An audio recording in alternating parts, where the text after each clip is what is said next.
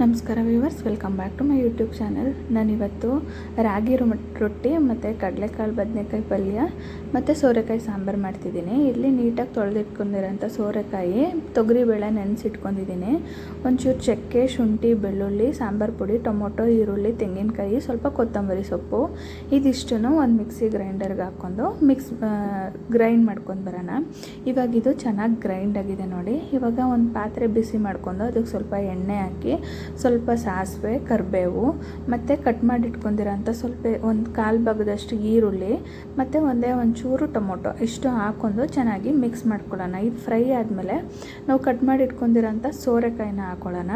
ಸೋರೆಕಾಯಿ ಹಾಕಿ ತೊಗರಿಬೇಳೆ ನೆನೆಸಿಟ್ಕೊಂಡಿದ್ವಲ್ಲ ಅದನ್ನು ಹಾಕ್ಕೊಳ್ಳೋಣ. ಇವಾಗ ಇದಿಷ್ಟು ಸ್ವಲ್ಪ ಫ್ರೈ ಮಾಡ್ಕೊಳ್ಳೋಣ. ಇದು ಫ್ರೈ ಆದಮೇಲೆ ನಾವು ರುಬ್ಬಿಟ್ಕೊಂಡಿರೋಂಥ ಮಸಾಲೆ ಮತ್ತು ಸ್ವಲ್ಪ ಉಪ್ಪು ಹಾಕಿ ಚೆನ್ನಾಗಿ ಮಿಕ್ಸ್ ಮಾಡ್ಕೊಳ್ಳೋಣ. ಇದನ್ನು ಸ್ವಲ್ಪ ಹಿಂಗೆ ಬೇಯಿಸ್ಕೋಬೇಕು. ಮಸಾಲೆ, ಸಾಲ್ಟು ಎಲ್ಲ ಕಾಯಿಗೆ ಹಿಡಿಯೋ ಥರ. ಇವಾಗ ಸ್ವಲ್ಪ ನೀರು ಎಷ್ಟು ಬೇಕಷ್ಟು ಸೇರಿಸ್ಕೊಂಡು ಅದನ್ನು ಬೇಯಿಸ್ಕೊಳ್ಳೋಕೆ ಇಟ್ಕೊಳ್ಳೋಣ. ಇಲ್ಲಿ ಮೊಳಕೆ ಕಟ್ಟಿರೋ ಅಂಥ ಕಡಲೆಕಾಳು, ಆಲೂಗೆಡ್ಡೆ, ಬದನೆಕಾಯಿ, ಸ್ವಲ್ಪ ಈರುಳ್ಳಿ, ಟೊಮೊಟೊ, ಕರಿಬೇವು ಸೊಪ್ಪು. ಇವಾಗ ರುಬ್ಕೊಳ್ಳೋಕ್ಕೆ ಒಂದು ಈರುಳ್ಳಿ, 3 ಮೆಣಸಿನ್ಕಾಯಿ, ಶುಂಠಿ, ಬೆಳ್ಳುಳ್ಳಿ, ಚಕ್ಕೆ, 2 ಲವಂಗ, ಒಂದು ಸ್ವಲ್ಪ ಮೆಣಸು, ತೆಂಗಿನಕಾಯಿ, ಟೊಮೊಟೊ ಇದಿಷ್ಟು ಹಾಕ್ಕೊಂಡು ಗ್ರೈಂಡ್ ಮಾಡ್ಕೋಬೇಕು. ಒಂದು ಚೆನ್ನಾಗಿರುತ್ತೆ, ಒಳ್ಳೆ ಟೊಮೊಟೊ ಖಾರ ಅಂತಾರಲ್ಲ ಆ ಥರ ಟೇಸ್ಟ್ ಬರುತ್ತೆ.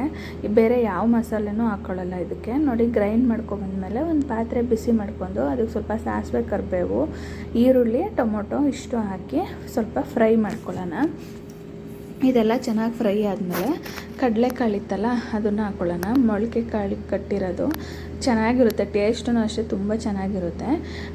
ಮೊಳಕೆ ಕಾಳು ಮತ್ತು ಆಲೂಗೆಡ್ಡೆ ಹಾಕಿ ಫ್ರೈ ಮಾಡಿಕೊಂಡು ಇವಾಗ ರುಬ್ಬಿಟ್ಕೊಂಡಿರೋ ಅಂಥ ಖಾರನ ಇದಕ್ಕೆ ಹಾಕಿ ಸ್ವಲ್ಪ ಉಪ್ಪು ಹಾಕ್ಬಿಟ್ಟು ಇದನ್ನು ಚೆನ್ನಾಗಿ ಫ್ರೈ ಮಾಡ್ಕೋಬೇಕು ಸ್ವಲ್ಪ ಟೈಮು. ಈಗಲೇ ನೀರು ಹಾಕೋಬಾರ್ದು, ಸ್ವಲ್ಪ ಇದು ಫ್ರೈ ಮಾಡ್ಕೊಳ್ಳೋಣ. ಇವಾಗ ಒಂದು ಪಾತ್ರೆಗೆ ಸ್ವಲ್ಪ ನೀರು ಮತ್ತು ರಾಗಿ ಹಿಟ್ಟು ಎರಡನ್ನೂ ಹಾಕಿ ಚೆನ್ನಾಗಿ ಮಿಕ್ಸ್ ಮಾಡ್ಕೊಂಡು ಇದನ್ನು ಬಾಯ್ಲ್ ಮಾಡ್ಕೋಬೇಕು. ಇದು ಚೆನ್ನಾಗಿ ಗಟ್ಟಿಯಾಗಿ ಬೇಯಬೇಕು ಸ್ವಲ್ಪ. ಇವಾಗ ಈ ಕಡೆ ಸಾಂಬಾರನ್ನು ಅಷ್ಟೇ ಚೆನ್ನಾಗಿ ಬೆಂದು ರೆಡಿಯಾಗಿದೆ.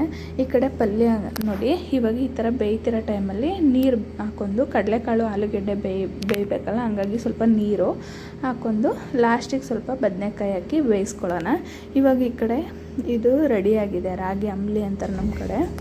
ಇವಾಗ ಒಂದು ಪಾತ್ರೆಗೆ 1-2 ಬೌಲಷ್ಟು ರಾಗಿ ಹಿಟ್ಟು, ರುಚಿಗೆ ತಕ್ಕಷ್ಟು ಉಪ್ಪು ಹಾಕ್ಕೊಂಡು ಈಗ ಬೇಯಿಸ್ಕೊಂಡಿರೋಂಥ ರಾಗಿ ಅಂಬ್ಲಿನ ಇದಕ್ಕೆ ಹಾಕಿ ಸ್ವಲ್ಪನೇ ಮಿಕ್ಸ್ ಮಾಡ್ಕೊಳ್ಳೋಣ. ಈಗ ನಾನು ಸ್ವಲ್ಪ ಬಿಸಿ ನೀರು ಕಾಯಿಸ್ಕೊತಿದ್ದೀನಿ.